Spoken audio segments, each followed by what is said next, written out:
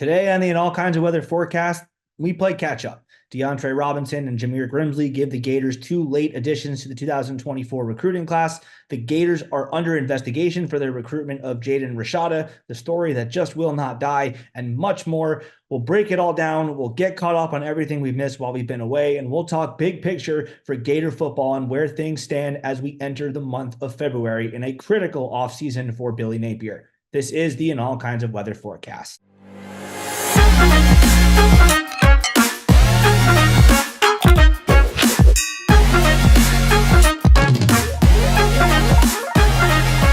Welcome back to the In All Kinds of Weather forecast. I am your host, Neil Schulman. My co-host, Chris Yanes, is in the middle of some real life stuff right now. No worries. He isn't going anywhere. He will be back. He will be back soon. Just some stuff that had to be taken care of. But for this show, it's just yours truly providing some insight and breaking things down that have happened in the last month since we've been on hiatus.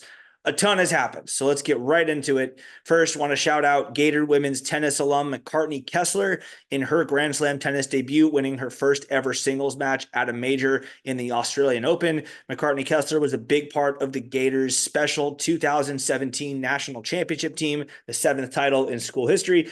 Fun story here, she actually was planning to give up tennis following her college career and entered the professional workforce. But her younger brother, McLean, who was also on the Gator men's tennis team recently, actually convinced her to give pro tennis a shot. Really cool story there. Two Gators. Little brother talks big sister into giving her dreams a chance. Big sister then follows her dreams, wins a match in the main draw of the Australian Open with little brother cheering her on. So congrats, McCartney Kessler. Gator Nation is very proud of you. And we hope you will keep your pro tennis career going now that you have had a taste of success in the big stage. Of course, McCartney Kessler, not the only Gator to show up at the Australian Open. Former Gator men's tennis star Ben Shelton advanced to the round of 32 of the 128 player draw.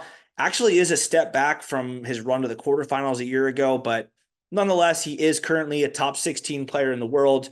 He shows up, wins some matches at Wimbledon in France this summer, very well might hold that ranking and probably will sneak into the top 10 if he does really well in some of the lesser tournaments in between now and then. So that's Gator tennis. That's the good news we've got today. The other good news, I guess, is that Gator baseball starts very soon, less than a month away. A lot of talent does leave, like Wyatt Langford, Josh Rivera, which actually to me is the one that really hurts. Obviously, Langford is just an all-around stud, but Rivera really came on his senior season, and that's just left a huge vacuum that is going to have to be filled. Of course, the pitching, Hurston Waldrep and Brandon Sproat leaving, going to hurt the pitching side. BT Riopel was just so good as a catcher. That's going to hurt. But there is a lot of talent coming back, and there's new talent coming in. So we'll do more of a preview show soon, but just real quick, some names to get to know and be excited about. Catcher Brody Donay comes over from VT. That's a plug-and-play replacement for Riopel. 2023 SEC Freshman of the Year in Colby Shelton comes over from Alabama. Also, a true freshman pitcher, Liam Peterson, just has nasty stuff. Not sure he'll get that weekend rotation slot, maybe not a top 3 starter, but he should see some action right away. And he has a very bright future ahead of him. So yes, Florida lost a lot from last year. Might even wager to say that the 2024 team won't be quite as dominant. Maybe you kind of expect them to take a little bit of a step back, but this is still the defending SEC champion and national runner-up for a reason. This will still be a very good team, should make another legitimate run at Omaha. So stay tuned for all sorts of coverage about that as the season draws near. And then when it gets underway, we will be covering it a bit more extensively. So that brings us to Gator football right now, the topic that everybody came here for. I think the way to put it is this. Things are in a holding pattern right now. There's been some good news. We'll talk about that. There's been some bad news. We'll talk about that. And I think the key to the show is the bad news is bad. We're not going to try to minimize it. The level of seriousness, I do think, should not be taken lightly to it. It's not as permanent as it seems. I don't think the consequences of the bad news are going to be as long lasting as maybe some think. They can be corrected. The mistakes can be fixed. They can be compensated for. And let's start there. Let's start by talking about the transfer portal. one of the big things that a lot of people criticize Billy Napier for is a lack of urgency in the portal, and there is some legitimacy to that. Several weeks ago, I put out my top 10 transfer portal targets. I came up with that list by combining a few factors. One, do the Gators have a need at that position? How good are the players? Was there any real smoke for them to come to Florida? Kind of balanced those three things out and got my top 10 based on that. So with those criteria in place, my list was as follows: Texas DB, Jared Thompson; Washington DB, Michelle Powell; Pennsylvania defensive lineman, Joey Slackman, fight on for Penn; Alabama receiver, Malik Benson; Liberty receiver, CJ Daniels; Alabama corner, Des Ricks; Ohio State receiver, Bryson Rogers; South Alabama DB, Yam Banks; Tulane DB, DJ Douglas; and Alabama running back, Roydell Williams. So that was my top 10. And now it's going to be a little painful, but go down the list. And this is just a snapshot of where things stood before this past weekend, where things did turn around, and we will give Napier and the Gators their due. We will give them credit for it. But this is just a snapshot of where things stood before this weekend when things got good. So going back to that top 10, Jared Thompson, miss, Auburn; Michelle Powell, miss, Miami; Joey Slackman, we got him. That's a big get. We needed him. We got him. Great. Awesome. CJ Daniels, miss, LSU; Malik Benson, miss, FSU; Des Ricks, miss, Texas A&M, another team on the schedule; Bryson Rogers, miss, went back to Ohio State; Yam Banks, miss, went to another team on the schedule, Ole Miss; DJ Douglas, got him. That was big. We needed him. We got him. Great. Not diminishing that. That was very good. Roydell Williams, miss, FSU. So that is 2 for 10. Again, this was the initial list. Obviously, the list changed. The list grew as things happened and players then additionally hit the portal. But that was the initial list that we had at the All Kinds of Weather forecast that we put out there on social media. A lot of those guys took visits to Florida, indicating interest. Missed on 8 of them. We closed on 2, Slackman and Douglas. And here's where it's worth pointing out that Penn and Tulane are great academic schools. Florida, of course, very proud of being a strong academic institution. So those 2 guys had reason to like Florida anyway. Realistically, our coaches probably didn't have to do that much convincing to get them. So again, this was as of before last week, where things really did not look great for Florida in the portal. Yes, the Gators did pick up some other pieces that I do think can be of service. Example, Trikweze Bridges could be a sneaky good piece at corner, not discounting that. I like George Gums from Northern Illinois. I think he could be a dark horse on that defensive line. And obviously, you're never going to land all 10 of your top 10 prospects, or 9 out of 10. But ideally, you would like to get 6 out of 10, again, that are legitimately on your board, not just any 6 of the top 10 guys in the portal, not 6 of the 10 highest rated guys in the portal, but of the guys who show real interest, who visit your school, who you're talking to a bit, who genuinely seem interested. A great recruiter, again, which is why we hired Billy Napier, a great recruiter should be shooting for 6 out of those 10. You land half of them, you get 5 out of 10, fine. No one's going to be upset about that. Can't go 2 for 10. Can't have that. You can't have 10 guys that are high on your board, that take visits to your school, that talk extensively with your coaching staff, miss on 8 of 10. You just can't have that. And here's where I think some of the criticism comes in that is very, very valid. Napier is famous for his long eval processes. And sometimes, to be fair, sometimes that's a good thing. I have it on good authority, for example, that he had both Jakeem Jackson and Sharif Denson ahead of Cormani McClain on his personal board. Now, he wanted Cormani McClain. We didn't get him, and that hurt, but he had Denson and Jackson ahead of him on his board. So a lot can happen. A lot can change. By no means were Denson or Jackson up for All-American honors, but through their freshman seasons, I think we would say that those evals panned out, right? That looks like it's aged pretty well. Sharif Denson and Jakeem Jackson were more productive as true freshmen than Cormani McClain was at Colorado. You can also point to the moves at running back this cycle for that. For example, Florida lost Chauncey Bowens to Georgia. Fans were unhappy about that.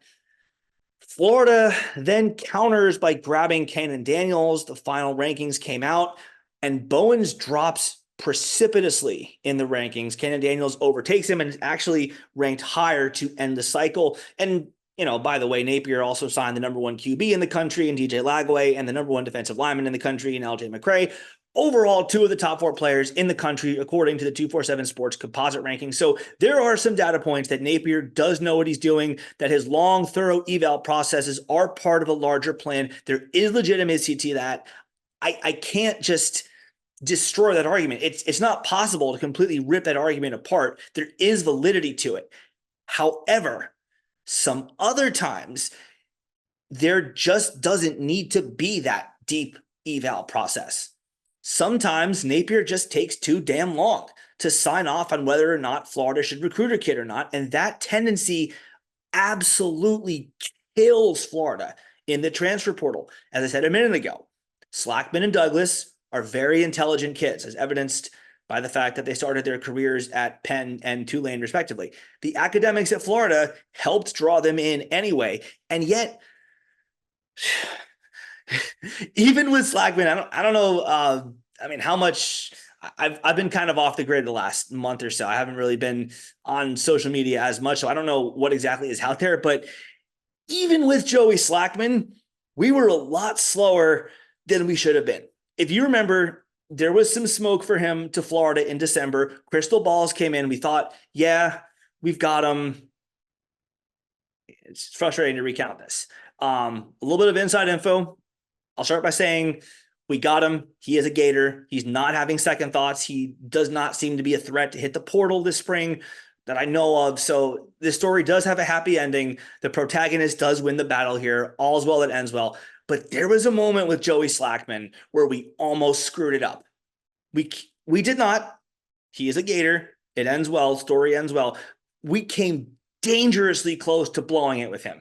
So again, I cannot state this enough. I'm not here to just poo-poo on everything. I'm not here to just toss shade or be the Debbie Downer or whatever. We did land him. That is what matters most. But it's stuff like that where the prospect already likes Florida and he can play, and you just needlessly overcomplicate things by placing hurdles and obstacles in front of what should be a clear path to get him. So Napier needs to learn that lesson, and frankly fast, because when your record's 11-14 heading into your third season, you don't have time to keep learning on the job. You've got to have learned, past tense, learned, period, and be better already for your mistakes. The being better because of your mistakes part has to start in year 3 now. We can't have him keep making mistakes and keep learning from them. So again, we got Joey Slackman, but it got a little hairy there. And I'm hopeful that that's the end of Napier's learning curve at the University of Florida.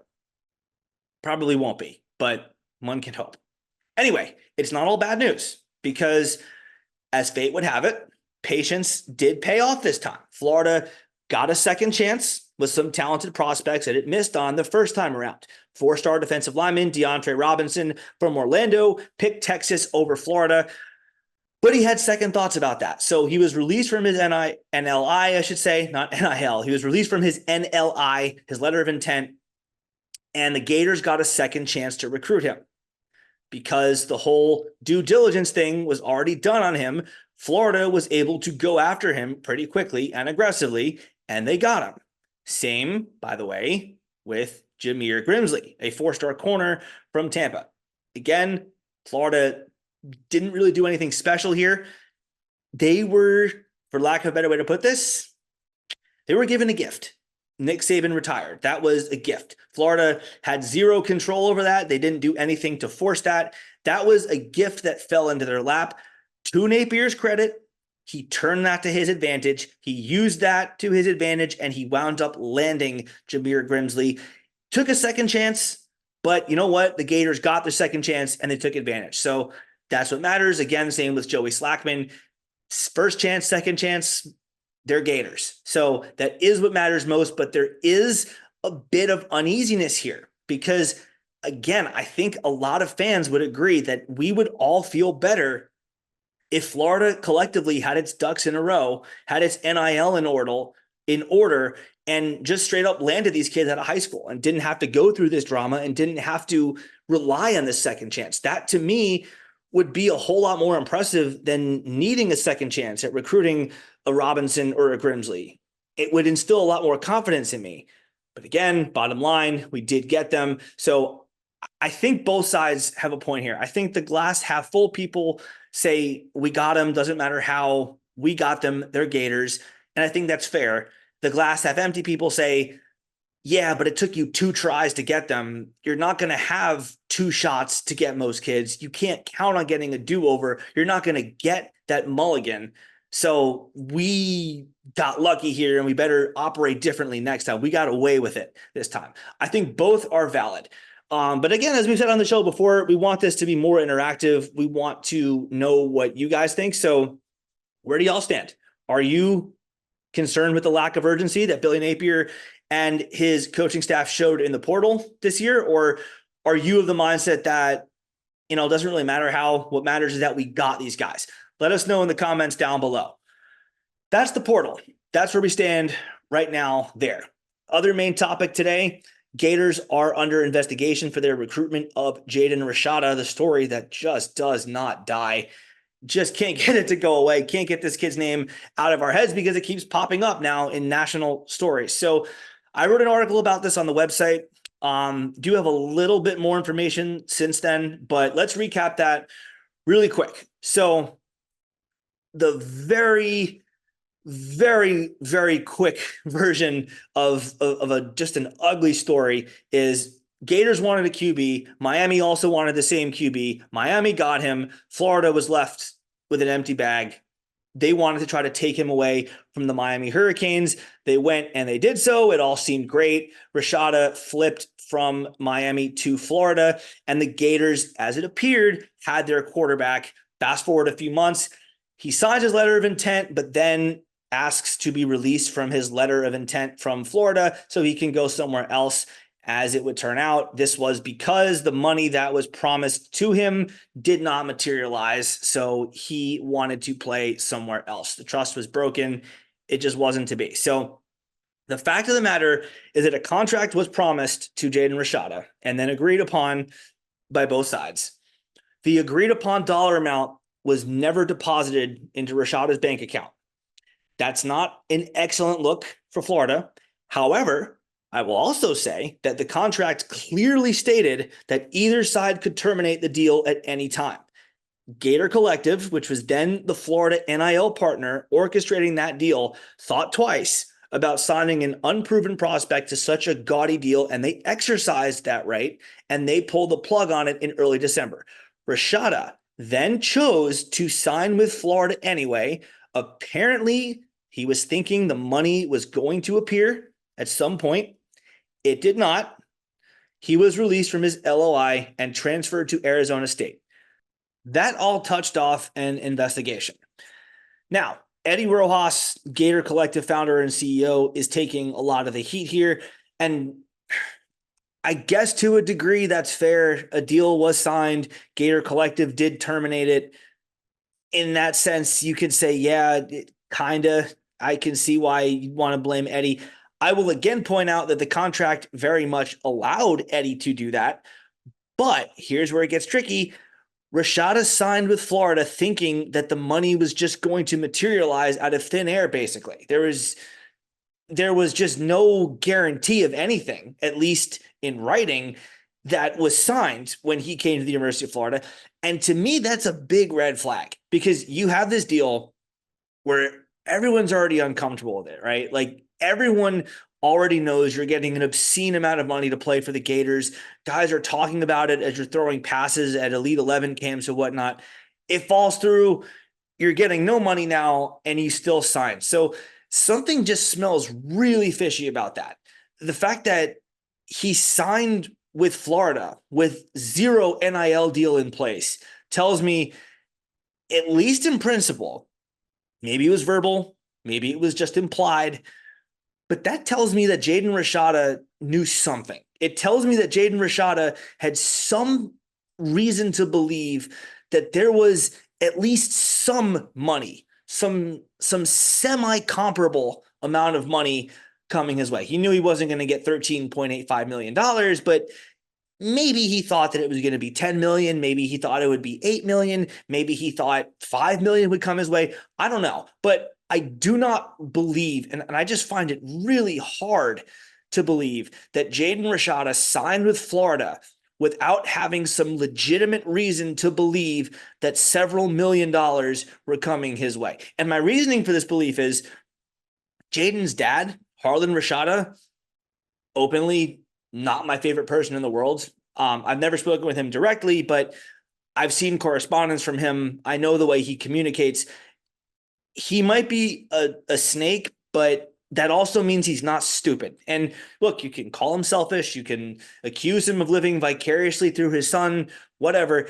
He's not an idiot. He wasn't going to let his son sign with Florida without having some real reason to believe that several $1 million were coming his way. So again, I don't have any hardcore proof of this. I don't have any evidence. I don't pretend to know the details of exactly how this went down, but just using some logic and reasoning.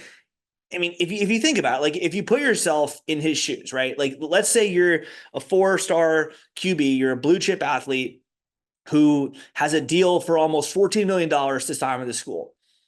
The deal falls through for you. You're crushed. You're not getting any money. You just lost $14 million. You lost $13.85 million. And then let's just say that you signed with Florida anyway. Now, why would you sign with Florida anyway, after you've just seen yourself lose $14 million? What reason would there be? What logical, rational, sane reason would there be for you to then sign with that school? Because remember, Eddie Rojas and Gator Collective terminated that contract in early December. Jaden Rashada signed to Florida a month later. So again, put yourself in Jaden's shoes. Why would you sign with that school that you were supposedly getting $14 million from if you didn't have reason to believe that some amount of money was coming your way? Maybe not 14 million, but you were going to recoup some of that. What other reason would drive you to put pen to paper or electronically these days and sign your letter of intent to the University of Florida? I know everyone's blaming Eddie Rojas, founder of Gator Collective. It is worth pointing out he is actually not the one under investigation right now. According to multiple reports, it is alleged that Marcus Castro Walker is being investigated on the Florida staff, along with mega booster Hugh Hathcock. That has not been confirmed yet, but those are the rumors that are out there. And there is no rumor that is being spread by the people out there who love nothing more than to spread rumors. Not one of them mentions Eddie Rojas. I will also tell you, I have a very strong reason to believe this too. Marcus is not really at fault here either. So again, I don't have every text. I don't have any recordings or anything. I don't have stuff like that in hand, but I have a real reason to believe that Marcus Castro Walker is actually on the good side of this story. So again, that's one side of the story. There are 3 sides to every story. There's your side, their side, and the truth. I do have real reason to believe that Marcus Castro Walker was not the antagonist here. But again, there is still a lot we don't know. There's a lot I don't know. I don't pretend to have all the facts here. We're just going to have to wait and see how the investigation plays out. So that's where the investigation stands now. Looking ahead to potential punishments and ramifications for Florida. I'm pretty sure Florida is going to be penalized to some degree.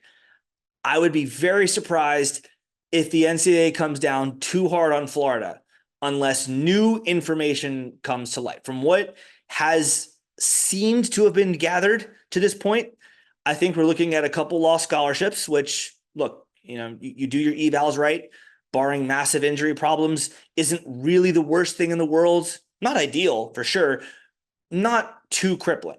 So probably looking at some recruiting limitations, which in the world of NIL doesn't mean a whole lot either. The best NIL package will beat the best recruiter 9 times out of 10. Obviously, Florida does have an AD who's been pretty openly hostile toward the idea of NIL, and the Gators absolutely do need to up their NIL game. But on the other side of that, they did land DJ Lagway. They did land LJ McCray. Clearly something is working. Clearly some of the gears are turning correctly here. Got to get the rest of the pieces in sync though. The point is, you take away a recruiting weekend, or if you limit Florida's contact period, or if you limit the number of kids you can bring on official visits, the easy way around that is, look, don't F around, get your pitch ready, make it good enough, present it concisely and clearly enough to the kids that you don't need to keep bringing them back for extra visits. I mean, if we learn anything from the FSU punishment that the NCAA handed down earlier this month, Hugh Hathcock actually might take the worst of it. And I say that just because FSU was forced to disassociate from the booster involved in their issue for 3 years. Of course, I don't know exactly what Hugh Hathcock did. We just know that the booster involved in the FSU case was disassociated from the FSU booster base for 3 years. If the NCAA follows their own precedents, if they find that Hugh Hathcock did do something similar to what the FSU booster did, logic does indicate that our version of the booster might face something similar. Of course, that is if the NCAA finds him guilty of wrongdoing, which they might not. It is very possible that Hathcock did something or did not do something that is going to be worthy of significant punishment. We don't know. We're going to have to wait and see. And I do think Florida's looking at probation, regardless of how this turns out. I think it doesn't matter what the NCAA finds. Probation meaning just don't do it again. You do something else while you're on probation, you're in big trouble then. But if you don't do anything else wrong while you're on probation, you can get away with it. You'll be fine. Probably have to pay a few $1,000s worth of fines, and this will all be buried.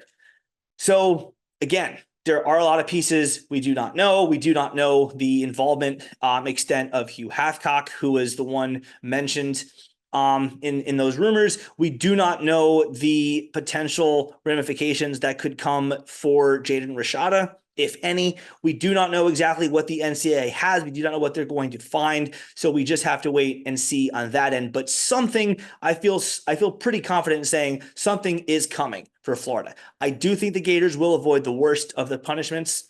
I don't think that the NCAA is going to find that Florida did anything especially egregious. I don't think the Gators get hit with the dreaded lack of institutional control charge, which typically is what paves the way for the worst types of punishments, like bowl bans, forfeited wins, which is just ridiculous because Rashada never played a snap in Florida. So I think that Florida is going to see a good chunk of discipline coming, but nothing that is too debilitating, nothing that is too crippling for them in the long term. Of course, as is the case with everything else, we're just going to have to wait and see. Cannot be clear enough about that. There is just a lot we don't know. A lot of players involved here. I wish I had more information. I wish there was more information for us to discuss, but those are some of the names that are being floated out there. We're just going to have to wait and see what is found to have been done by those players involved. And that's our show. If you enjoyed listening to or watching this episode, please give us a thumbs up and subscribe to our channel. Comment your thoughts on what was discussed here today. And until next time, this is Neil Schulman of the In All Kinds of Weather Forecast signing off. Before I do, I guess I should probably talk about our merch. Got the hoodie here. Got the nice tumbler here. The hat. Got pint glasses. We've got koozies. Good for a nice hot day in the swamp. These are custom made, by the way, so it will take a little bit of time to get your way, but perfect time to order them now and get them in time for baseball season, front and back. Got the quarter zip right here. All kinds of good stuff available. Go to inallkindsofweather.com/merch to get yours today. That is inallkindsofweather.com/merch. You can find everything you're looking for to show off your Gator fandom. So that's all we've got today. Until next time, y'all, take care. Go Gators.